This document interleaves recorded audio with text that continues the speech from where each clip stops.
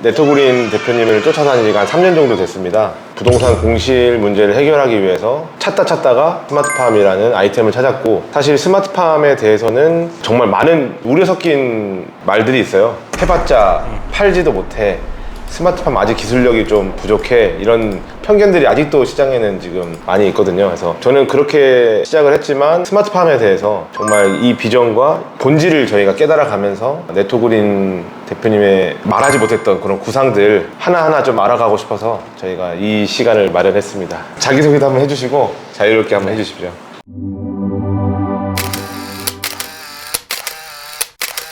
안녕하세요. 네토그린 대표 임영준이라고 합니다. 반갑습니다.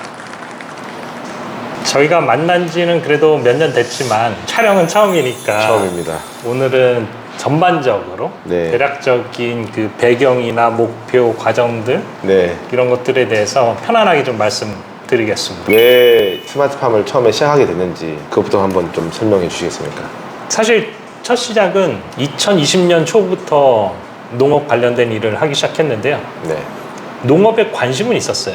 근데 그 전에 제가 했던 일은 크로스보더 이커머스라고 국가 간 상거래, 온라인 상거래 관련된 일을 했었습니다. 네. 근데 코로나를 계기로 더 이상 그 사업을 할 수가 없게 됐고, 그래서 검토했던 방향성 중 하나가 이제 농업이었고요. 국내에서 할 수 있는 거.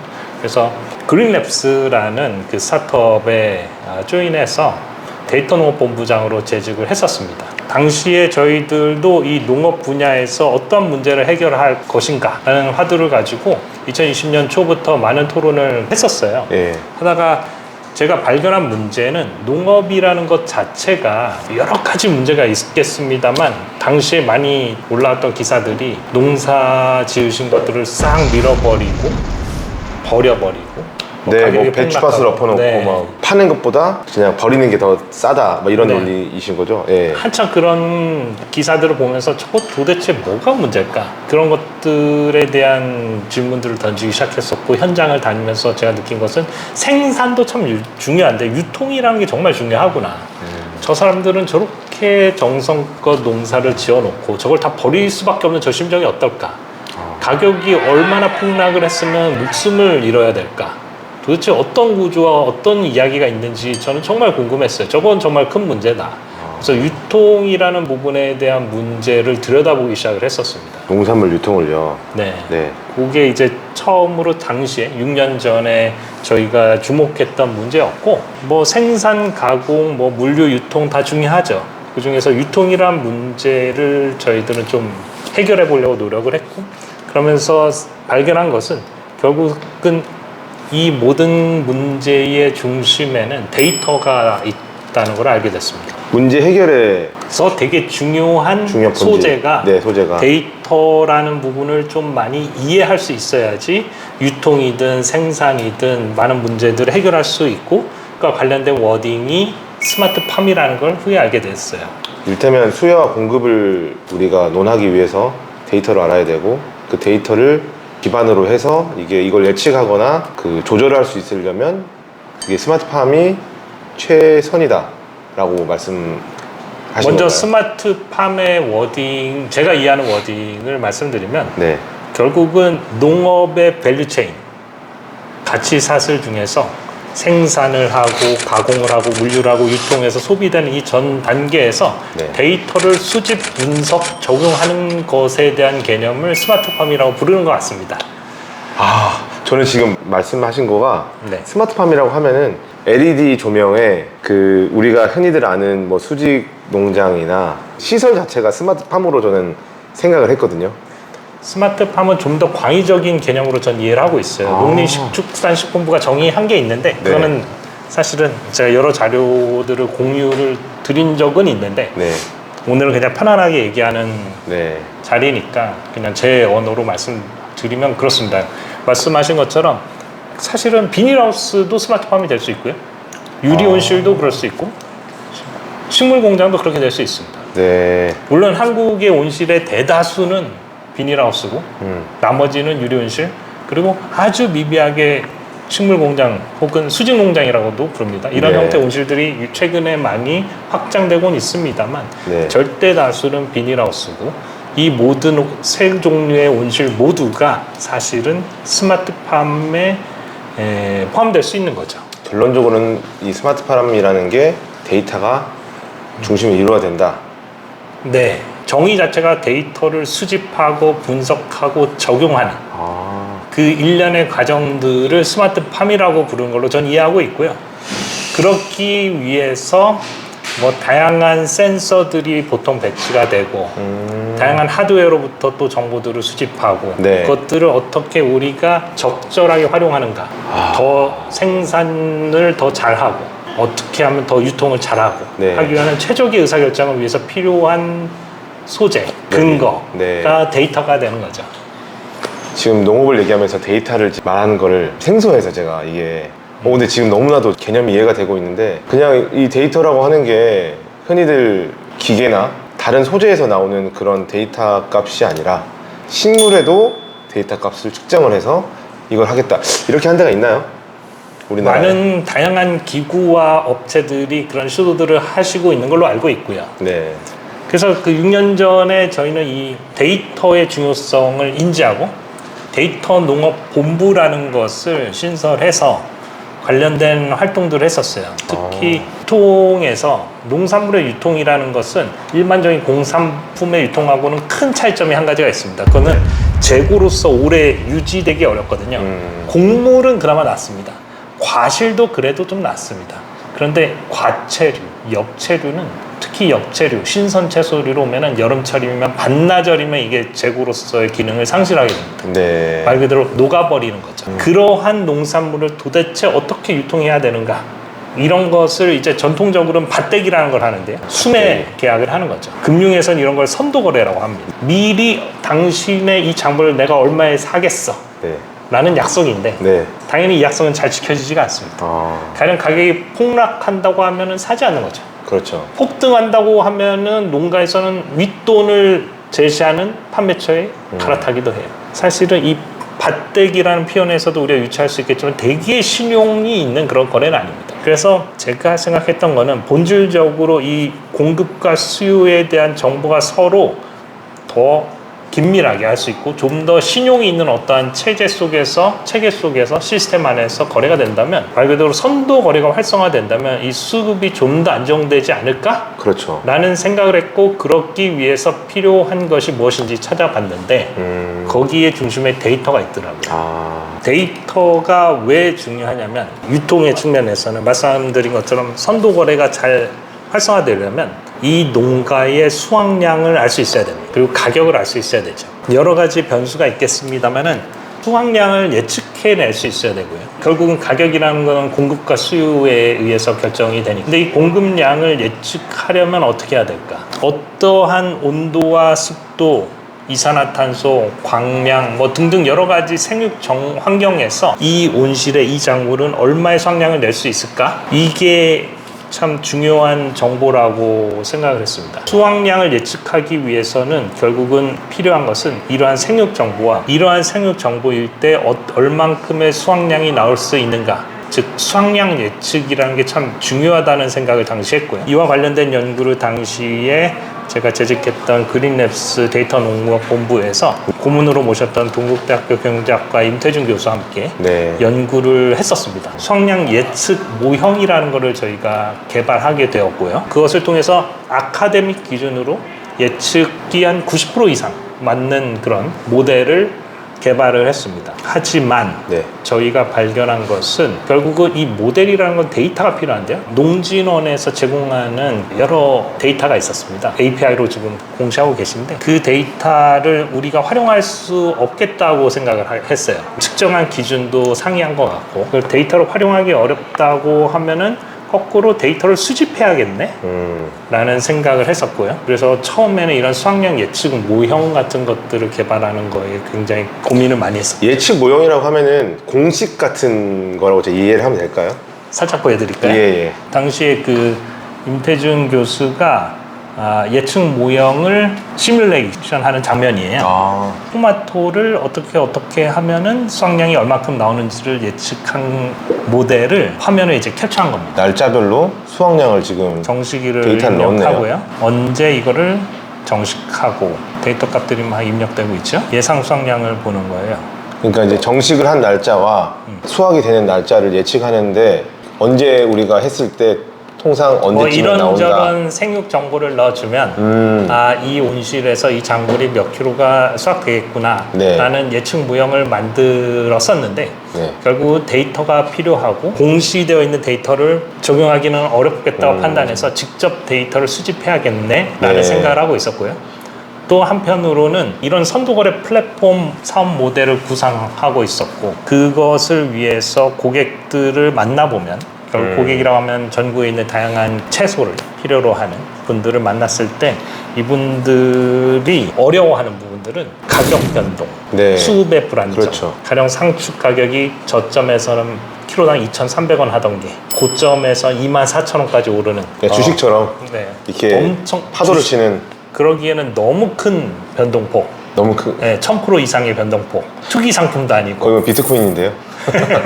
엄청난 변동과 이거 투기 상품도 아니고 심지어 네. 경매가 기준으로 무려 4,800억 원이 연간 거래되는 그런 원물이 네. 가격이 1000% 이상 차이가 나니 전국의 고깃집, 샐러드집 어려운 거죠. 그래서 그분들의 목소리를 들어보면 수확량 예측 모형의 관점에서도 데이터가 필요했고 고객의 관점에서도 수급을 안정화되는 이슈를 들으니 결국은 우리는 어떻게 하면은 안정적으로 채소를 수급할 수 있는가 그리고 이 선도 거래를 매칭할 수 있는가라는 쪽으로 점차 문제가 옮겨가기 시작했었습니다. 근데 이게 사실 기후변화의 영향을 더 크게 받아서 예전보다 더 격심해졌습니다. 실제로 데이터를 보면은 그 가격 변동폭이 더 커지고 있고 네.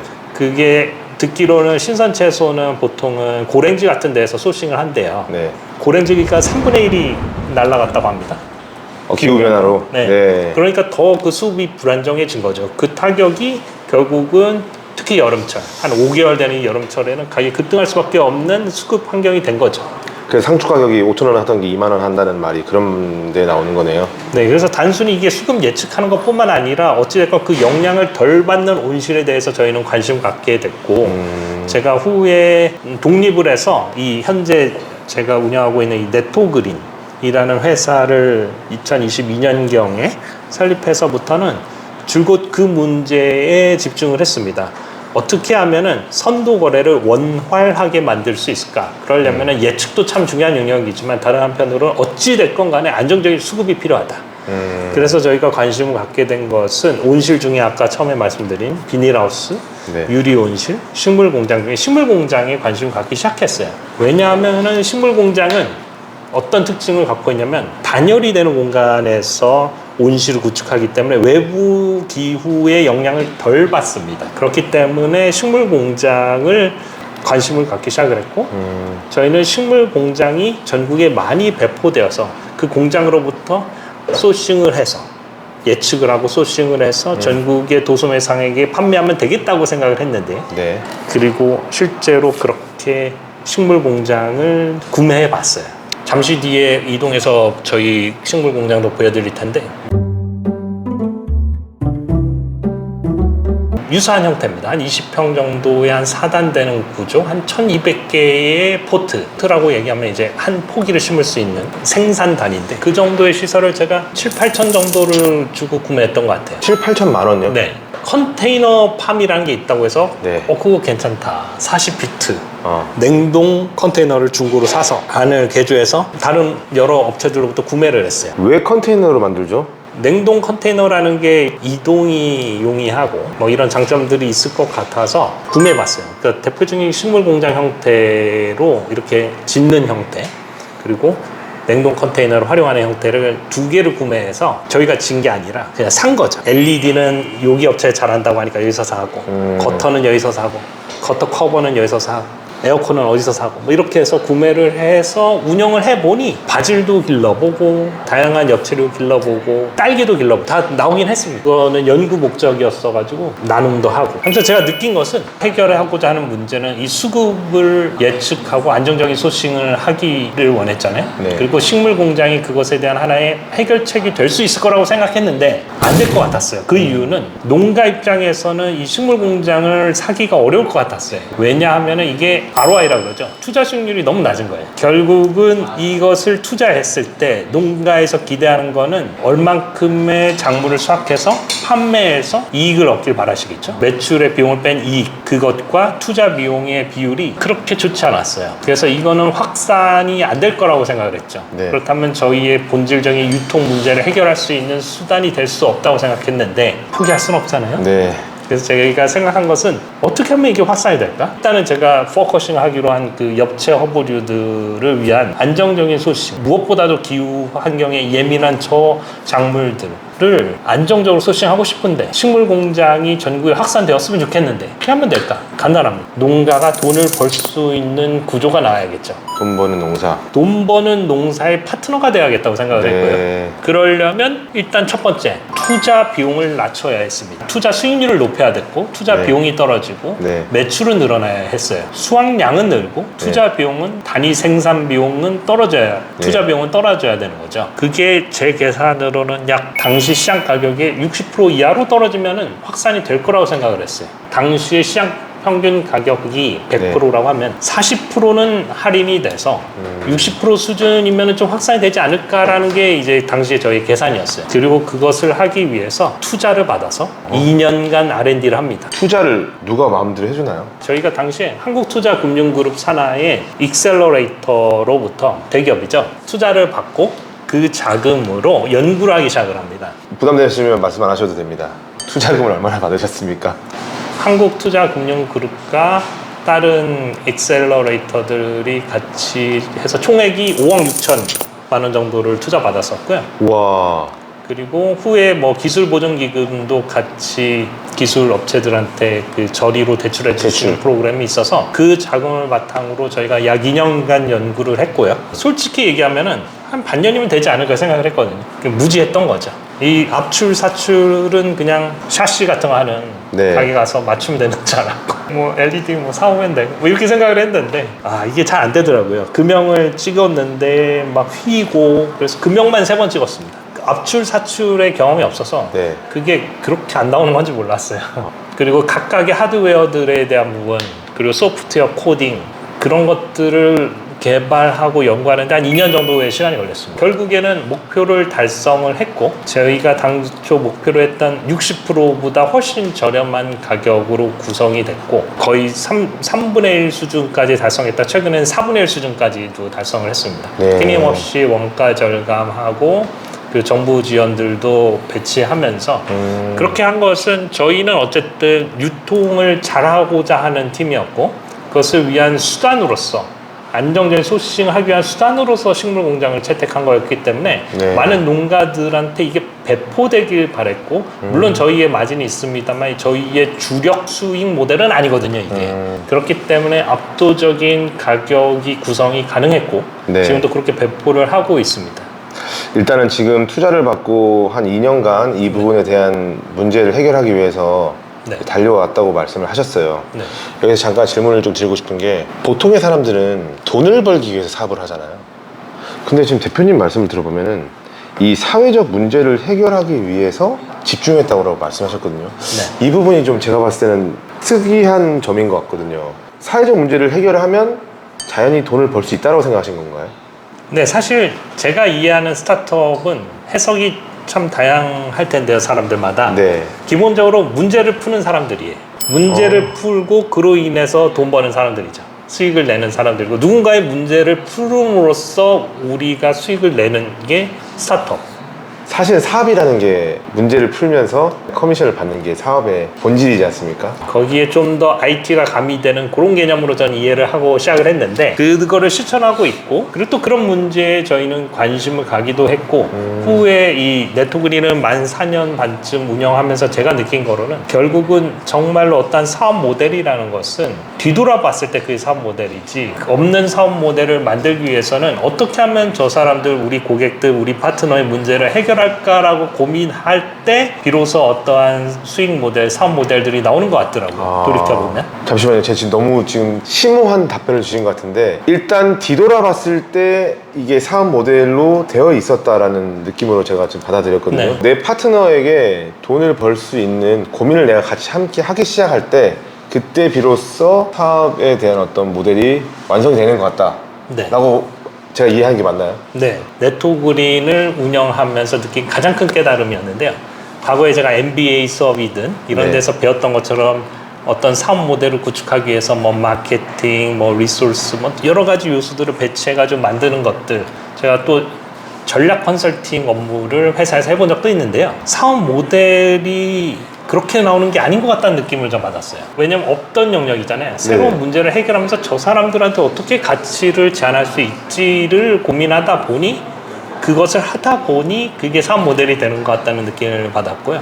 그게 또 스타트업의 정의라고 저는 또 이해하고 있고요. 환기시키는 한번 질문을 좀 하겠습니다. 과거에 처음에 2000년도 초반에 국가 간 이제 상거래를 하셨다고 하셨어요. 이명준 대표님은 스타트업 시작하기 전에 이 스마트팜 분야에 뛰어드시기 전에 어떤 삶을 걸어오셨는지 좀 궁금합니다. 첫 커리어의 시작은 미국에서 군사 애널리스트로 근무했었습니다. 사회생활을 미국에서 시작하셨다고요? 네, 첫 커리어는 미국에서, 제가 미국에서 석사를 마치고 그 회사에 채용이 돼서 제가 미국의 수도인 워싱턴 DC에서 외교 스쿨을 졸업했고, 채용된 곳이 교수님 추천으로 무슨 군사 컨설팅 회사예요. 아, 지금 뭐 세계적인 어떤 군사 회사가 됐어요. 인수합병이 돼서. 그랬고, 저는 당시에 동아시아 지역의 애널리스트로 재직을 하게 되었었고요. 네. 그리고 저희의 많은 동문들은 미국인이 아닌 경우는 국제기구로 많이 갑니다. UN이라든지 월뱅크라든지 이런 기구를 많이 가는데, 저도 그런 쪽으로 준비를 하고 있었어요. 회사 다니면서. 네. 그리고 UN에 대해서 NCRE라는 그런 제도가 있어서 그거를 응시하고 뭐 서류 합격하고 뭐 이런 과정들을 하면서 제가 느낀 게, 당시에 학교 다닐 때는 우리 맨날 그 파티하고 그러면은 뭐 다양한 국적 애들이 마치 마이클 잭슨의 얘기처럼 Make it better world가 마치 우리의 구호인 것처럼 UN이 그런 기구인 줄로 아하. 믿다가, 제가 공부를 하면 할수록 이게 그 이면이 자꾸 보이는 거죠. 유엔이 꼭 그런 기구는 아닌 것 같고, 여기에 이사회들이 있고 그게 어떻게 힘의 원리가 작동하는지 뭐 이런 것들을 제가 알면 알수록 제가 드는 생각이, 내가 너무 순진했구나 라는 생각이 들었고, 당시에 우리가 학교 다니던 시절에 동문들과 나눴던 그 Make it better world라는 것은 그렇게 하는 게 아니구나, 잘못된 방식이었다 라는 네. 생각이 들었어요. 저는 결국은 이것은 비즈니스로 그 문제를 해결하는 데 기여할 수 있지 않을까? 라고 생각을 했고, 그래서 바꿨죠, 진로를.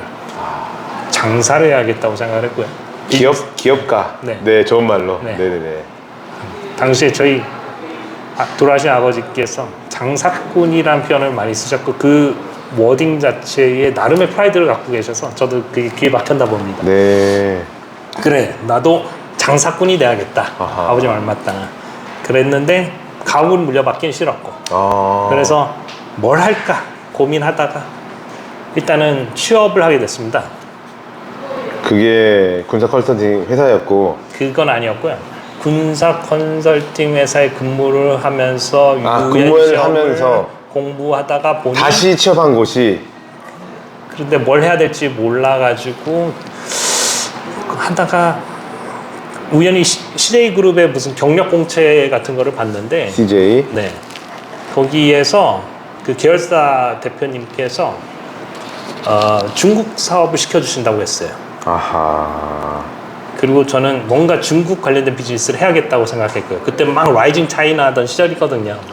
몇 년도예요? 그때가? 2010년쯤입니다. 11년 요쯤이었고. 서브프라임 오기 전에. 그럼요. 서프라임이요? 서프라임 몰기지는 그 2009년도였어요. 2009년도였고 그 이후, 그 바로 이후에 네. 차이나로 가셨다. 차이나 쪽으로 지금 계열사 사장님이.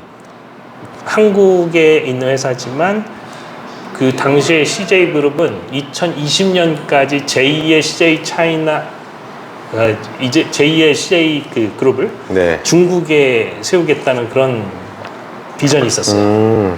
그리고 많은 계열사들이 다 중국에 진출하고 있었고, 네. 저한테 주어진 부분은 포스트 프로덕션, 그들의 미디어 비즈니스에서 포스트 프로덕션, 그게 뭐 CG라든지 뭐 DI, 색보정 뭐 이런 쪽 부분들을 3D 뭐 이런 부분들을 중국에 진출시키는 그런 사업을 시켜준다 그래서 네. 아 저거 가면은 내가 뭘 해야 될지 알 수 있지 않을까?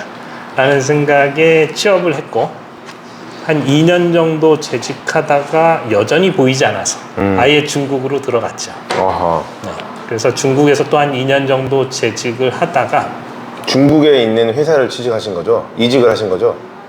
정확히는 포지션은 삼성그룹 내 네. 그 내부 컨설팅하는 조직이 있는데요. 그 지금은 이름이 제일 오픈타이드 차이나라고 하고요. 네. 삼성그룹 계열사, 당시에는 특히 그 중국에 진출한 다른 계열사, 제일모직 그리고 뭐 삼성전자 등등을 위한 마케팅 서비스를 온라인 마케팅 서비스와 전략 컨설팅 서비스를 해주는 내부 계열사였어요. 삼성에 들어가신 거네요.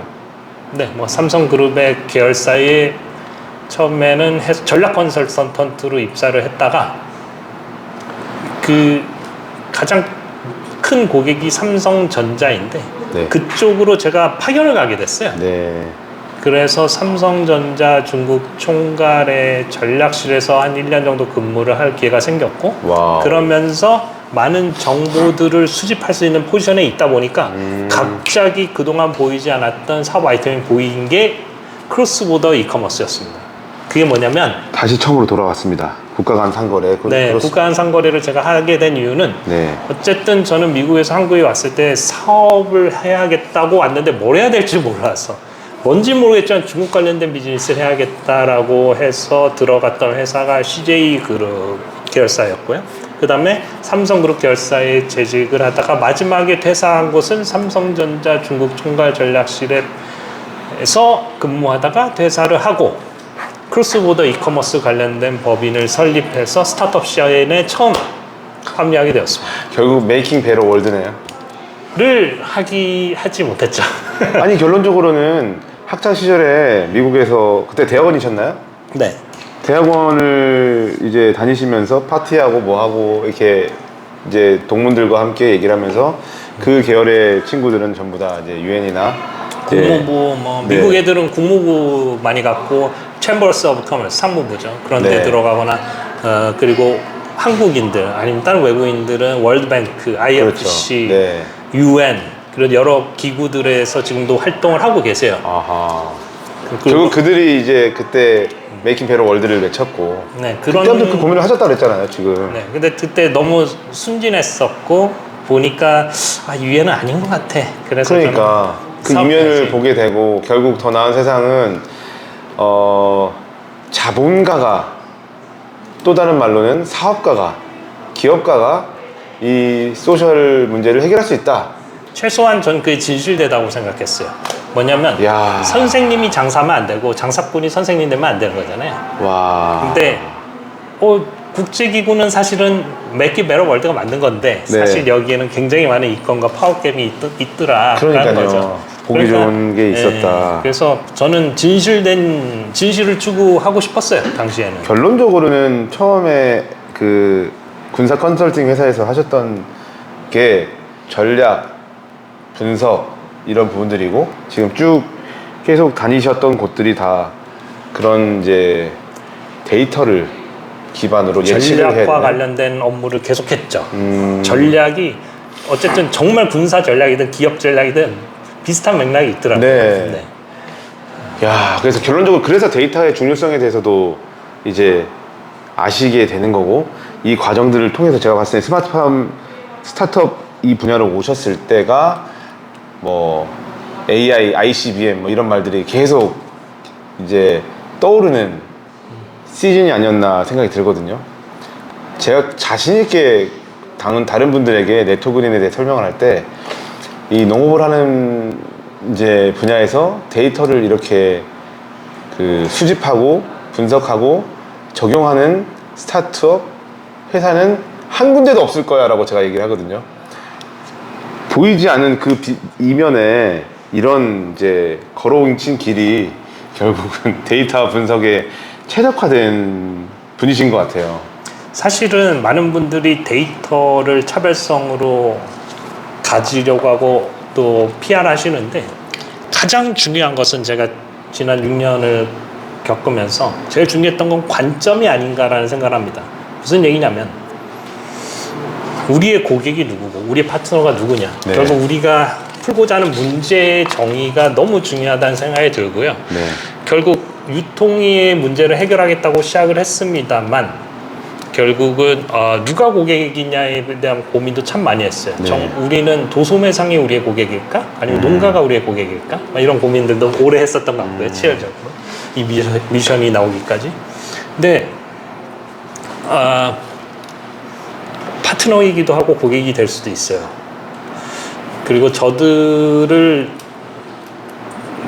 갖고 있는 문제들을 해결하는 게 우리 회사의 미션으로 최종적으로 결정하게 됐고요. 현황을 말씀드리면 가령 한국의 농민 수가 200만 명쯤 됩니다. 네. 100만 동가가 좀 안 되고요. 근데 이게 2020년에서 2024년 4년 동안에 30만 명이 줄어든 거거든요. 230만 명쯤 되던 게 200만 명까지 줄었어요. 4년 만에. 아니 농업 인구가 230만 밖에 안 됐어요? 그랬던 게 200만까지 줄었으니까 4년 동안 30만 명이 줄었으면 이게 몇 프로입니까? 아니 엄청 많이 줄었죠. 네. 왜냐하면 애초에 평균 연령이 65세가 넘어갔었던 게 되게 고령의 인구가 농사를 짓다가 많이 돌아가시고 또 돌아가시지 않아도 이제 더 이상 농사를 지을 수 없게 되셨겠죠. 근데 그의 반면에 그 청년농, 후계농이라고 불리는 그들 근데 유입은 그렇게 많지 않습니다. 그래서 정부에서 최근에 특히 최근 몇 년 사이에 막대한 재원을 투입해서 후계농들을 지원하는 정부 지원 사업들을 많이 하고 계세요. 여기서 잠깐 좀 짚고 넘어갈게요. 우리나라 인구가 약 5천만 가까이 되는데 5천만 가까운 인구 중에 농업에 종사하는 분야의 인구가 약 200만 명 정도밖에 없다라는 네. 게 20% 정도는 우리가 이 국가가 지탱이 되려면 농업이 우리가 자급할 수 있는 정도가 되려면은 뭐 수출입들 빼고 그냥 자급하는 비중이 20% 이상은 돼야 되지 25% 정도는 돼야지만 자급할 수 있는 정도가 되는 걸로 저는 이해를 하고 있는데 관련된 제가 책이나 논문들을 좀 읽어본 적이 있는데 정확한 수치는 기억 안 납니다만 저의 생각은 230만 명이 200만 명이 되고 이것 자체가 큰 문제라고 생각하진 않아요 저는. 네. 왜냐하면 한국은 애초에 너무 소농 위주로 발전해왔고 그 소농이라면은 이제 한 가구가 운영하는 그 스퀘어 헥타르 재배 면적이 너무 좁은 거죠. 그렇죠. 근데 제가 듣기로는 1960년대인가 이제 한국이 농업의 계획을 짤 때 소농 위주로 이제 발전했는데 같은 시점에 네덜란드는 이거를 기업형으로 발전을 시킨 거예요. 네. 그래서 재배 단위 면적이 다릅니다. 근데 제가 공부해본 바로는 농업은 안 그럴 것 같지만 이것도 마치 다른 산업처럼 규모의 경제가 완전히 적용되는 분야예요. 그렇죠. 네. 재배 면적이 크면 클수록 효율이 나옵니다. 규모의 경제가 발생해요. 네. 그렇기 때문에 소농 위주로는 발전할 수가 없어요. 산업화될 수 없고 규모화될 수 없고 기계화될 수 없고 자본화될 수 없어요. 야, 그러니까 문제가 많이 나오네요. 네, 230만 명이 200만 명이 된 것 자체가 문제라기보다는 되게 빠른 노령화, 고령화, 어째 숫자 주는 건 문제는 그러죠. 거죠. 절대 숫자가 적다고 생각하지는 않습니다. 저는 네. 어떻게 보면 이게 기회가 될 수도 있는 거죠. 규모화, 기계화, 산업화, 자본화, 로봇화가 될 수 있는 기회가 될 수 있다고 생각하는데 그 과정에서 그 어떠한 그런 프로세스 없이 그냥 주는 건 문제가 되는 거죠. 네. 게다가 한 가지 지표를 더 말씀드리면 230만 명에서 200만 명까지 30만 명이 만 4년 만에 줄어들었을 뿐만 아니라 이들의 농업 소득을 좀 볼 필요가 있습니다. 네. 농업 소득이 그 농가의 소득 중에 농업 소득이 한 몇 프로 될 것 같으세요? 가령 제 소득의 100%는 회사 다녀서 받는 제 월급이거든요. 그러죠. 네. 보통은 그렇지 않습니까? 뭐 부업이 있을 수도 있겠죠. 네. 뭐 일을 하지만 뭐 그 많은 분들이 대리도 하시고 아니 농업소득이 100%가 돼야죠. 뭐 안 돼도 한 대다수여야겠죠. 네. 30%입니다. 돈을 못 벌고 있다는 거네요. 30%가 농업소득. 농민 중, 농가의 소득 중 30%가 농업소득이고 농업 외 소득이 또 있죠. 그리고 정부가 사실상 지원해주는 금액이 있어요. 뭐 이런저런 표현을 쓰는데, 그러니까 333이에요. 대략. 아 그래요? 농업소득이 30%, 내가 알바 뛰어서 30%, 정부가 지원하는 게 30%예요. 그리고 지금 쫙 인구가 빠지고 있으니까 정부에서는 자, 청년들아, 만 39세 이하는 5억 줄게, 최대. 빌려줄게, 저리로. 1%대. 근데 작년 물가 인상률이 2.1%였어요. 물가 인상률보다 낮은 대출은 뭐 거의 주는 거죠. 주는 거죠. 네. 어쨌든 이 저리로 제가 그때 투자를 한국투자금융그룹으로 받았던 금액이 3억입니다. 네. 5억을 줘요, 청년들한테. 억울하시겠네요. 저걸 진작에 알았다라면 내가. 와, 네네네. 아니 잠시만요. 저는 지금 40대가 훌쩍 넘어서 50을 바라보고 있어서. 그러니까 데이터 얘기다 지금 관점으로 왔어요. 타겟 어디언스에 대해서 누가 고객인가를 지금 고민하다 하셨다고 했는데 결국 내 돈 버는 파트너가 연령층들이 고령화돼 있고 그 이제 모집단이 230만 명에서 200만 명 줄어들고 있는 급격히 지금 인구가 소멸되고 있는 이 현상 가운데 그들을 또 분석을 해 보았더니 이분들이 농업소득이 30% 정도밖에 채 안 되더라. 333이다. 농업 외소득과 지원금이 해서 이거는 뭐 노예 같은데요. 그러니까 이것은 사실 5억을 빌려줬을 때 그건 참 대단한 기회이긴 한데 네. 농업이라는 게 기본적으로 30%라는 건 돈이 안 된다는 얘기 아니겠습니까? 농업이 5억이라는 게 5억 가지고 할 수 5억을 떠나서 예. 한국의 농민의 농가 소득에 농업 소득이 30%라는 얘기는 농업은 돈이 안 된다는 얘기 아니겠어요? 농업이 도움이 안 되죠. 돈이 안 돼서 네. 5억을 빌려주는 건데 근데 그러면은 5억이 있으면은 내가 농업 소득이 늘어날까요? 어쨌든 네. 저는 그 숫자에 되게 집착하고 있어요. 농업하면은 쉽게 얘기하면은 알바 뛰어야 된다는 얘기잖아요. 그러네요. 이거 그거를 누가 귀농을 안 하겠어요? 아니 목사님들이 주유소 알바한다는 말을 들어봤어요. 근데 그분들은 어떤 소명의식이 있기 때문에 그조차도 감사하고 살 수 있는데 농업에 종사하시는 분들이 그런 소명의식까지 기대할 수는 없을 것 같은데. 그렇죠. 그러니까 어떻게 하면은 농업 소득률이 올라가는가? 농업만으로 밥 먹고 살 수 있는가? 농업만으로 아이들 길러서 공부시켜가지고 할 수 있는지 어려울 것 같거든요. 숫자가 그렇게 얘기하잖아요, 통계는. 그러면 네토그린은 우리는 돈 버는 농사의 파트너가 돼야겠다고 결심하게 되는 순간이었어요. 와, 여기까지 돈 버는 농사의 그 구호라고 해야 되나요? 네. 이 네토그린이 항상 쓰는 캐치프레이즈가 돈 버는 농사인데 네. 와. 저희가 믿는 농업 혁신은 무슨 IT 데이터, 제가 그 관점을 옮긴 이유가 바로 여기 있는데요. 혁신이라는 게 뭐죠? 제가 생각하기에는 농가가 돈 버는 게 혁신입니다. 물론 그러기 위해서 이 데이터를 잘 활용해야 되고 사업 모델도 중요하고 뭐 자본, 정책 모든 게 중요한데 우리 목표가 뭐냐는 거죠. 그 관점이 뭐냐는 거예요. 농가가 30%가 아니라 그거보다 훨씬 높아야죠. 두세 배는 돼야지. 이걸로 살 수 있으면 알아서 와요. 그 구조를 만들어야겠다고, 그거에 헌신하고 기여해야겠다고 믿는 팀이 네토그린입니다. 그러려면 비단 데이터뿐만 아니라 많은 것들이 필요해요. 그리고 저희 힘만으로는 안 돼요. 우리가 지금 같이 있는 이유죠. 네. 제가 도움을 청하는 이유예요. 와, 잠시만요. 지금 돈 버는 농사 그 파트너라는 어떤 워딩이 나온 이 과정들을 들었는데 제가 잠깐 질문을 드리고 싶은 부분이 있어요. 그러니까 왜 농업인가거든요. 아까 그 말씀하셨을 때 국가 간 상거래를 중국 내에서 삼성 이제 관련된 부서에서 삼성 내에서 이제 근무를 하셨을 때 그때 농업을 선택하셨어요.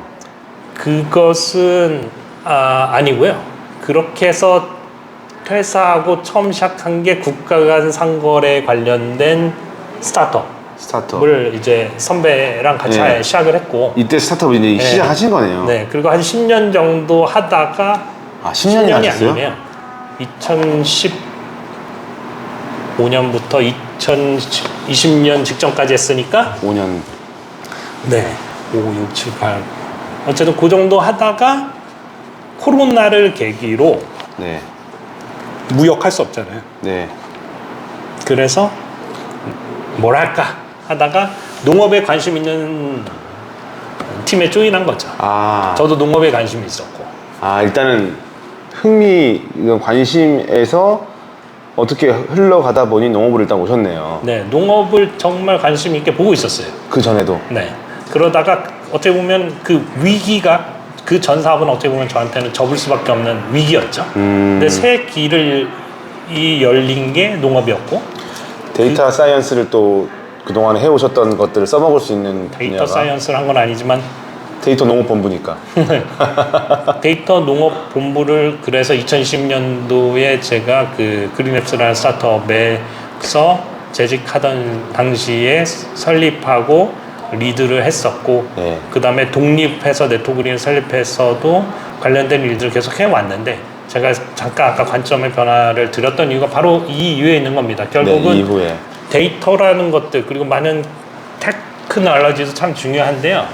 이 문제를 무엇으로 정의하고 그걸 어떻게 해결하고자 접근하는 부분에 있어서는 데이터도 한 분야라는 거죠. 우리 사실 대표님과 지금 함께하고 있는 지자체 정책 제안, 중앙정부에 대한 정책 제안, 여러 가지 또 지역의 사업가족과의 연대, 후계농과의 협력, 이 모든 것들이 사실은 데이터뿐만 아니라 많은 영역들이 또 중요하더라고요. 네. 그리고 저 혼자 할 수 있는 일도 아니었고요. 갑자기 또 아까 하셨던 말씀이 생각이 나는데요. 네. 뒤돌아봤을 때 사업 모델이 나오더라. 네. 지금 이 과정들을 쭉 제가 이제 들으면서 이제 이 관점의 전환이 이렇게 이루어졌을 때 이 분석의 끝이 이제 이 뭐랄까 이 누가 고객인가, 그 고객들은 지금 현재 얼마나 되는가, 그들은 지금 얼마나 벌고 있는가, 어떤 상태인가를 다 보고 나셨을 때 이들을 도와야겠다. 결국 혁신이 뭐냐? 돈 버는 농사를 이루어내야겠다. 그래서 지금 돈 버는 농사 그 파트너가 네토그린이다. 제가 지금 말하면서 이렇게 머릿속에 여기 머리끝이 쭈뼛쭈뼛 씁니다. 지금 깜짝 놀래가지고 제가 뭔가 한 대 맞은 것 같습니다. 저희 미션에 공감해 주셔서 너무 감사하고, 저희는 이 문제를 푸는 팀이라고 소개를 하고 있고요. 그러기 위한 수단으로서 비단 스마트팜이라는, 저희가 스마트팜을 하는 회사로 정의하고 있지는 않고요. 네. 그렇게 하기 위해서 스마트팜도 하나의 수단으로 활용하고 있고요. 그 유통 플랫폼으로 시작했고, 저희가 프리셀이라는 플랫폼을 현재 약 1,600개 전국의 도소매상 사업자와 매일 거래를 하고 있습니다만, 그것으로 시작했던 게 잘하려면은 어떻게 보면은 소싱과 생산도 중요하다 보니 스마트팜 기술을 연구해서 배포하기 시작을 했고, 지금 그것들을 하다 보니 정책적인 파트도 참 중요하고 사업 모델도 적절하게 각각의 객체들과 구성이 되어야지만 이게 이 목표를 달성할 수 있다는 것을 알게 돼서 여러 파트너들과 협력하고 있죠. 일단 지금 아까 그 투자를 받으신 게 한국투자증권, 한국투자 한국투자금융그룹 엑셀러레이터, 산하의 엑셀러레이터. 엑셀러레이터에서 약 한 5년 되셨나요? 그거 포함해서 총액이 5억 6천만 원이었고요. 네. 총액이 5억 6천인데, 그러니까 이때부터 한 2년간 고민을 하시면서 지금까지는 한 5년 정도 되신 거예요?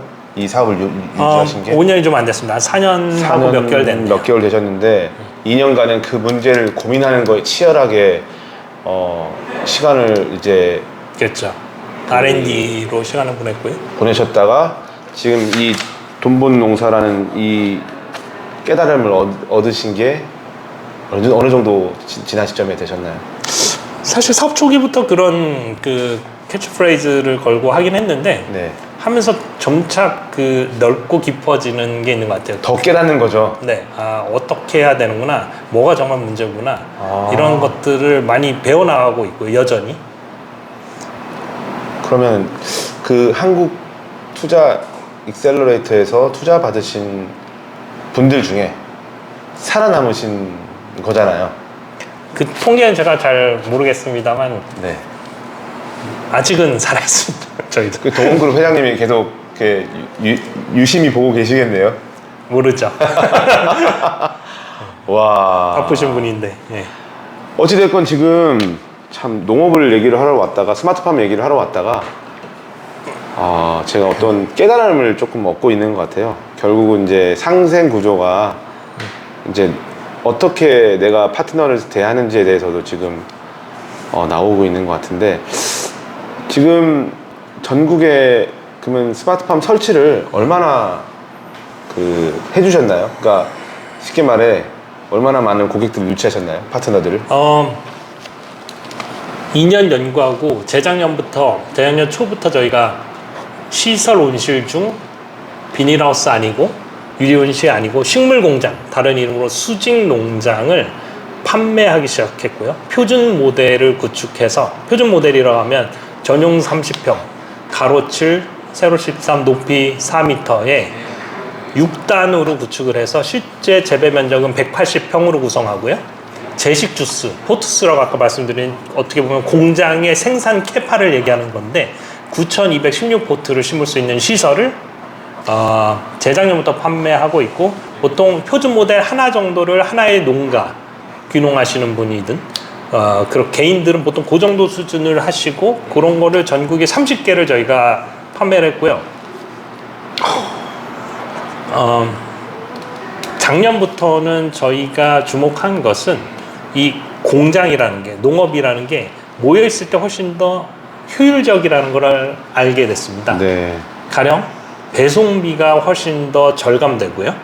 운영의 효율성이 높아짐으로써 인건비가 한 20% 정도 세이브 되는 것 같아요.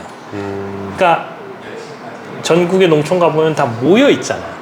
그 이유가 있더라고요. 네. 농업법이나 아니면 다양한 조합을 만드시는 이유가 있더라고요. 그래서 그런 구조로 발전을 해야겠구나 해서 작년부터는 식물 공장에 모여 있으면 산업 단지겠죠. 다른 이름으로 영어로는 클러스터라고 부르고, 그런 것들을 구축해야겠다고 생각을 했고요.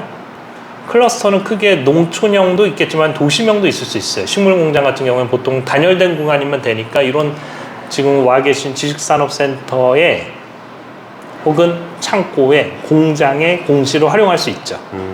그래서 도심형과 농촌형 클러스터 산업단지를, 식물공장 산업단지를 지으려고 노력해왔고, 작년 하반기에 도심형 클러스터를 1기가 런칭을 했고요. 현재는 하반기에 여주에 그 농촌형 클러스터 구축을 앞두고 있습니다.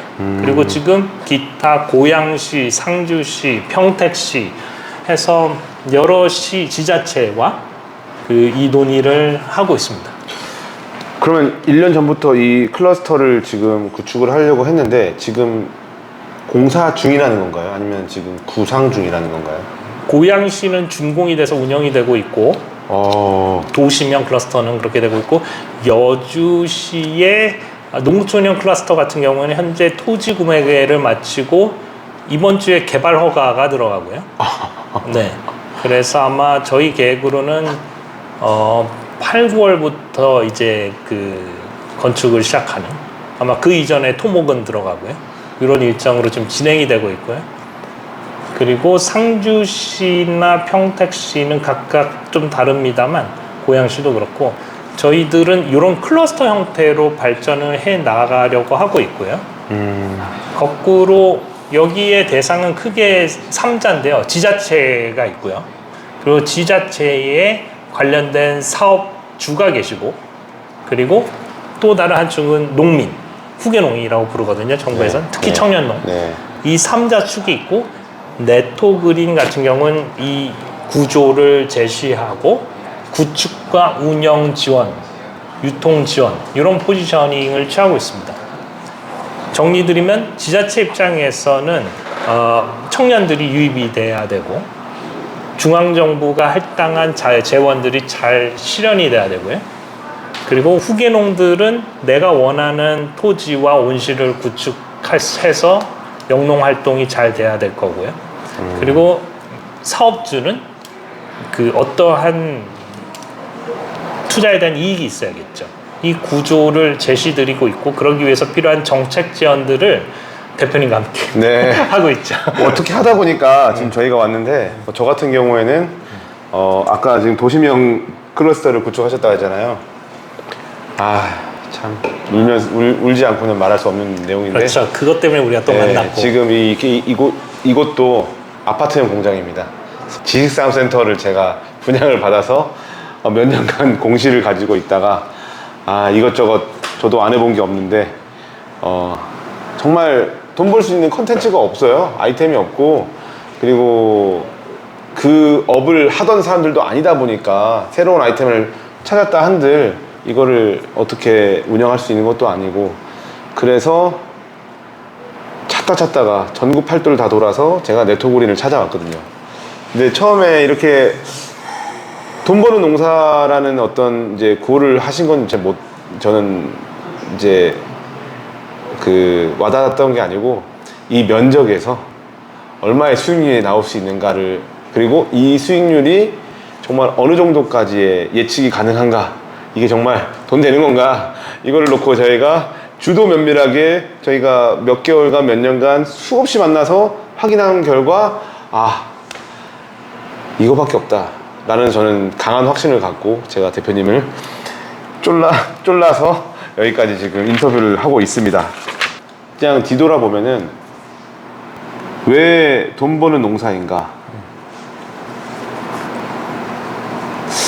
이거를 지금 들은 것 같아서 어떻게 한마디로 정의를 제가 못하겠어요. 근데 어찌됐건 돈 버는 농사를 하기 위한 그 치열한 고민들을 지금 해오셨고 약 30개 정도의 표준형 농가를 협업하고 있으신 거잖아요. 파트너를 30개 농가를 지금 어떻게 보면은 표준형으로 이제 구비를 하셨고 이제 올 8월 달부터는 또 이제 더 크게 클러스터형으로 지금 추진을 하고 계신데 제가 오늘 이곳에 온 이상 이 말씀을 들었지 않습니까? 그 농가가 어떻게 운영되고 있는지까지만 저희가 한번 듣고 보고 오늘 인사하시죠. 예, 마무리를 하면 좋을 것 같습니다. 일단은 이 옆에 저희가 실제로 그 운영 중인 표준 모델 식물 공장이 있는데 한번 보여드리겠습니다. 네, 이동하시죠. 네, 이쪽으로 모시겠습니다. 요거는 관제 시스템이에요. 저희가 30개 농장 중에 현재 요거는 20번 농장인데 그 농장을 저희가 모니터링 하는 거예요. 온도가 어떻고 습도가 어떻고 이거는 BPD라는 지표고요. 이산화탄소 농도를 보고 실시간으로 데이터를 보면서 문제가 있는 것들은 얼럿을 드리는 거죠. 근데 BPD는 뭐예요? 이건 Vapor Pressure Deficit이라는 지표인데요. 쉽게 얘기하면 수증 기압차 같은 느낌인데 결국은 이 습도와 온도의 어떤 상관관계가 있습니다. 그것에 따라서 이들이 광합성을 하고 증산작용을 하고 그리고 영양분을 흡수하는 그 정도가 달라집니다. 그래서 그것의 적정 지표들을 이 재배사들이 되게 중요하게 생각하는 지표예요. 보통 0.8에서 1.2 사이로 유지하려고 노력을 하고요. 빨간색 값, 초록색의 어떤 타깃값에서 벗어난 건데 정말 심각하면 우리가 전화를 하죠. 얼럿으로는 잘 확인 안 하셔서 저희가 전화를 드리거나 톡을 드리고 이렇게 하고 있어요. 무료 서비스입니다, 저거. 이쪽으로 모실게요. 여기는 동탄에 위치한 지식산업센터고 동탄에도 공실이 많습니다. 평택 그렇죠. 정도는 아니지만 평택은 진짜 심각하던데요. 네. 와, 고덕 어떻게 해요? 저도 지금 대표님처럼 이 사회적 문제를 해결하기 위해서 지금 가고 있는 중이고 저희 타겟 오디언스는 농가는 아닙니다. 부동산 투자자들입니다. 그렇군요. 네. 이쪽으로 모시겠습니다. 조심하세요. 이 공간이 표준 모델인데요. 여기 박스가 쫙 쌓여 있죠. 이제 오늘 출고될 박스들이에요. 전국으로 이제 나가는데 프리셀이라고 제가 말씀드린 저희는 이 신선 채소를 계약 재배로 플랫폼으로 운영하려고 이 사업을 시작을 했던 거죠. 네. 이거는 전국으로 이제 배송이 될 거고요. 네. 공간은 30평인데 가로 7, 세로 13, 높이 4m예요. 그럼 이렇게 했을 때 180평이 나오는 거예요? 아니, 그렇죠. 30평인데 1, 2, 3, 4, 5, 6단이니까 총 180평이 되는 거고 네. 여기 심겨져 있는 것들 보시면 요건 프리라이스, 요거는 미니 로메인, 카이피라, 그리고 요거는 적 프리라이스네요. 그럼 여기에 지금 이게 제시 주수가 9,216포기가 심겨져 있는 거고요. 그게 300평 농가에서 나오는 수확량이 대략 그렇게 보고 있어요. 왜냐면 180평이고 네. 거기다 사철 재배를 하니까 거기서 또 멀티플이 나오는 것 같아요. 그리고 이게 이 간격이 일정하게 가장 최적으로 해서 좀 공간을 용적률을 많이 활용했다라고 보면 될까요? 많이 심오한 온 거죠. 네. 하지만 그만큼 가격이 가파르게 오르지 않게 해놓은 거고요. 네. 보시면은 이 재배렉에 겉터가 있고 겉터 커버가 있고 열어보시면은 여기에 물과 비료, 양액이라고 하죠. 양액이 흐르고 있고 흙 없이 기르고 있고 무농약입니다. 네. 인증도 받았고요. 진짜로 무농약 이게 무농약 인증을 받았고 네. 여기 보시면은 빛 같은 경우는 LED가 이게 저희는 V1이라고 부르고 이거 V2라고 부르거든요. 네. V3가 나오긴 했는데 요거는 V1과 V2를 적절하게 섞은 거예요. 이 채소가 원하는 그 광 스펙트럼이 있거든요. 네. 그 스펙트럼별로 뭐 적, 청, 뭐 IR 뭐 이런 것들에 최적 PPF가 있어요. 네. 색이죠. 그거를 맞춰놓은 거예요. 그리고 위에는 이건 산업용 유니트 쿨러라고 하는데 네. 이게 꺼지면 거의 40도 이상 올라갑니다. 왜냐면 LED 발열이 굉장하거든요. 그래서 저걸 통해서 온도를 20도까지 나르려면 엄청난 열 용량이 필요한 거거든요. 일종의 에어컨이네요. 에어컨으로는 택도 없어서 이제 산업용 유니트 쿨러 중에서 유니트 쿨러. 스펙이 엄청 높은 걸 가져온 거예요. 네. 그래서 이걸로 냉을 위에서 반대편 위로 보내줍니다. 네. 그러면 이 팬을 따라서 이제 끝까지 가면 찬바람이 떨어지고 그러죠. 다시 이 팬이 보내줘서 이렇게 대류를 만들어주는 겁니다. 이게 왜 중요하냐면 우린 수직 농장이니까 네. 위, 아래, 앞, 뒤에 온습도가 균질하게 유지돼야 되거든요. 그리고 여기 보니까 중간중간에 팬이 있거든요. 네. 이것도 옆으로 쫙. 요거는 좀 더 자세히 보면 살짝 기울어져 있는데 네. 이렇게 해서 산들바람 같은 겁니다. 산들바람. 해서 아. 그것도 중요해요. 그래야지 옆 끝까지 칼슘이 잘 전달됩니다. 오. 그런 거를 인공적으로 재현해 놓은 거고 네. 이쪽으로 보시면 이게 양액기고요. PCB 컴퓨터가 들어있습니다. 네. 이거는 비료예요. 다량 원소, 미량 원소, 산화조절제고요. 여기는 물탱크입니다. 네. 물탱크에 이 농축액을 희석해서 이 펌프로 쏘는 겁니다. 펌프를 쏘면 쭉 아까 흐르던 게 흘러서 뒤로 회수되고요. 네. 회수된 거를 재활용합니다. 순환 양액 시스템을 적용하고 있고요. 물을 버리는 건 없겠네요. 결국은 백을 하는데 네. 일주일 정도를 재활용하죠. 백을 한다. 네, 저쪽으로 가시면 육묘대가 있습니다. 이렇게 파종을 하게 되면은 이거 한 육묘 한 3주 하고요. 이쪽으로 넘기는데 정식한다고 합니다. 그리고 저렇게 나온 것들은 가위로 자르면 수확이에요. 네. 저렇게 포장해서 보내는 거고 네. 아까 그 뿌리는 버립니다. 청소. 그러니까 농사는 시스템이 짓고 사람은 시스템을 서포트하는 역할을 해요. 파종 네. 정식 수확 청소를 하게 됩니다. 하지만 우리가 인위적으로 개입을 할 수도 있는데 그렇게 개입하는 걸 한번 앞쪽에서 보여드릴게요. 예, 예. 자, 보시면 요게 이제 저희 소프트웨어인데요. 네. 비슷하게 생겼나요? 이게 LED고 네. 여기가 유니트 쿨러, 똑같이 해놨네요. 이산화탄소 저쪽에, 그리고 이게 육묘대. 네. 자동 제어되고 있습니다만 우리가 원하면 개입할 수 있어요. 가령 밤 환경으로 바꾸고 싶다. 그러면은 LED를 꺼주게 되면은 밤 환경이 되는 거고요. 네. 다시 켜고 싶으시면 켜시면 돼요. 그러면 다시 광합성을 하겠죠. 그러면 밤에는 LED가 꺼져 있는 시간도 있겠네요. 밤낮이 그럼요. 구분되니까. 낮과 밤을 자동으로 재현하고 있는데 지금 저희가 개입한 겁니다. 네. 그리고 지금 비료를 먹을 때는 아니지만 우리가 줄 수도 있죠. 원하면 줄 수 있어요. 이 버튼을 누르시게 되면 소리 들리시죠? 네. 전체적으로 6단까지 비료가 투입되고 있고요. 어허. 끄면 꺼지는 거고요. 네. 근데 우리가 이렇게 개입하면 반드시 인풋 데이터가 바뀌면 아웃풋 데이터에 영향을 줍니다. 네. 수확량과 맛이 바뀔 거예요. 하지만 그 인과관계를 이해할 수가 없어요. 그래서 좋은 결과가 나왔을 때 역으로 리버스 엔지니어링을 통해서 지난 8주 동안에 어떤 값들이 바뀌었지? 아하.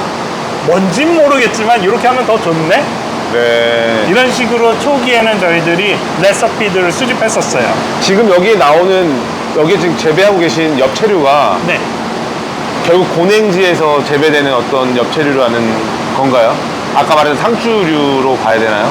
지금 여기서 재배되고 있는 건 샐러드 채소들이고요. 네. 그러니까 이게 제가 드리고 싶은 말씀은 일반 노지에서도 원래는 길러지는 것들인데 지금 스마트팜에서 이렇게 재배되는 것들이 맛이 또는 어떤 그 품질이 어떤 차이가 있을까요? 사실은 이 식물 종자가 갖고 있는 고유의 DNA가 발현이 됐을 때 그 특유의 맛이 나오는 걸 텐데요.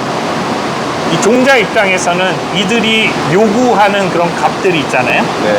생육 조건들을 만족하면 약 8주간에 그게 노지든 고랭지든 스마트팜이든 동일한 퀄러티와 퀀터티가 나올 거예요. 즉 맛과 양이 나올 텐데요. 네.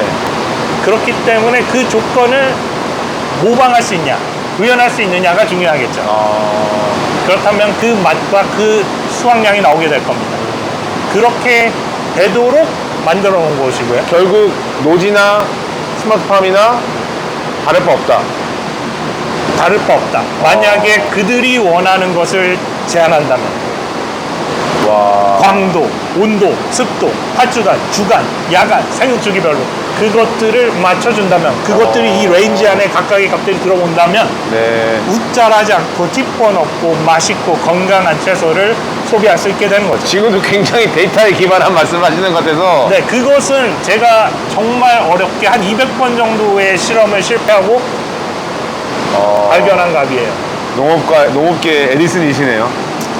그런 건 아니지만 저희가 깨달은 것들은 이것들이 각각의 그 다양한 하드웨어와 소프트웨어와 혹은 시설들과 모든 것들이 다 얽혀 있고 네. 그들의 운영 시스템을 이해해야지만 그러한 결과값이 나오는 정말 어려운 일이었어요. 농사는 정말 어렵습니다, 여러분. 지금 근데 이게 여기가 30평 정도 되는 거죠? 네. 여기 30평 정도 되는 이 농가에서 수익률이 얼마나 나오고 있을까요? 그것은 제가 다음 시간에 네. 기회 될 때 아예 그냥 알겠습니다. 프로젝션 장표와 함께 한번 설명을 드릴게요. 네. 감사합니다. 감사합니다. 예.